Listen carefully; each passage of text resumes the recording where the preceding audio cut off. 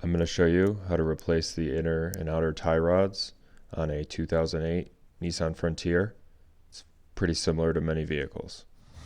So in the last video I showed how to inspect the tie rods, and that noise you're hearing is the play in the inner tie rod. So we're going to take the tire off, and here is the inner tie rod with that boot on it right in front, and then it leads all the way out to the outer tie rod, which is they're both ball and socket type fittings, and they do become loose. This outer one's fine, but we're going to replace it because we're here. So first thing we do is take the cotter pin off the outer tie rod.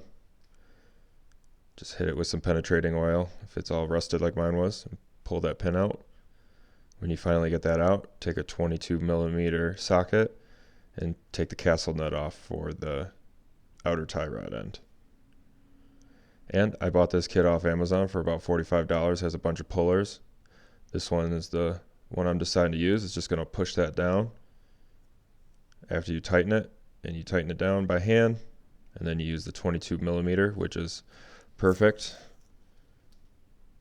And I forgot to film this one popping off, so here's the other side though.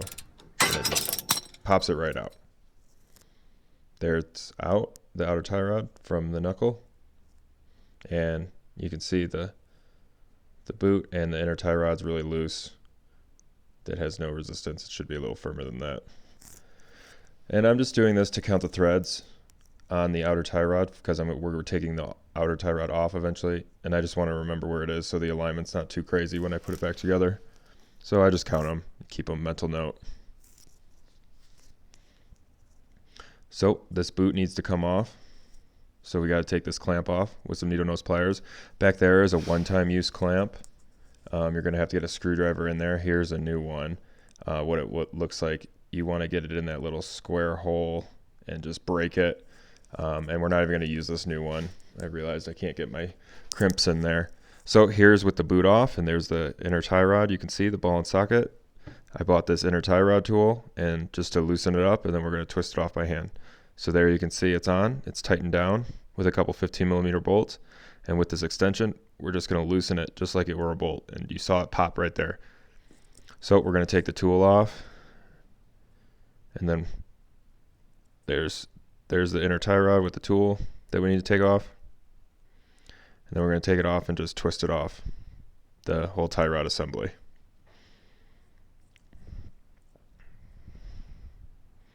There it is, the inner and outer tie rod end with the boot.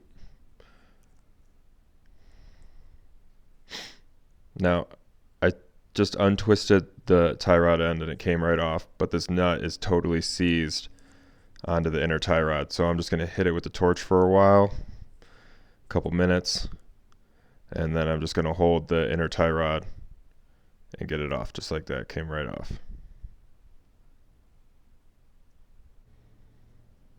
And we just want to get that nut off so we can get the boot off without tearing it. Here's the new inner tie rod, and I'm just going to show you how this goes together. You could do this after you got it on the vehicle, but the boot goes on and the clamp, and then that was the nut that was stuck, but this is a new one.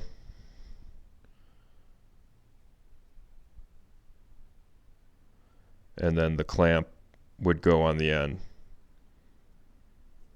before you put the boot on.